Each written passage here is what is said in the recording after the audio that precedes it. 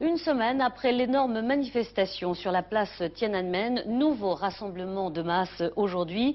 Les étudiants réclament la démocratisation du régime et cela à l'occasion du 70e anniversaire du tout premier mouvement étudiant. Hélène Rizacher.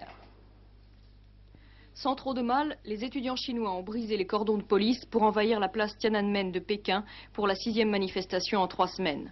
Ils étaient 300 000 aujourd'hui, affirmant « Ceci est un nouveau 4 mai » du nom du premier rassemblement étudiant de l'histoire de la Chine, il y a 70 ans exactement.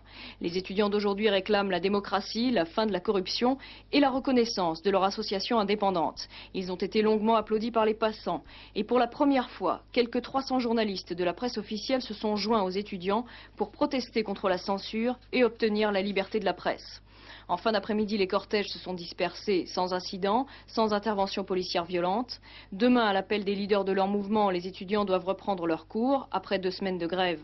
Le secrétaire général du PC chinois, Zhao Ziang, a prédit tout à l'heure que la fièvre allait retomber, confirmant ainsi indirectement que le régime avait choisi de miser sur l'essoufflement du mouvement plutôt que sur l'affrontement direct avec les contestataires. Aujourd'hui à Paris, pour la première fois, quelques dizaines d'étudiants chinois manifestaient leur soutien. Comme vous voyez celui-là, on a écrit 5000 ans de civilisation et 2 siècles de retard. Je crois que tout le monde comprend ce que ça veut dire. Mais pour ces étudiants, il a été impossible d'atteindre l'ambassade de Chine.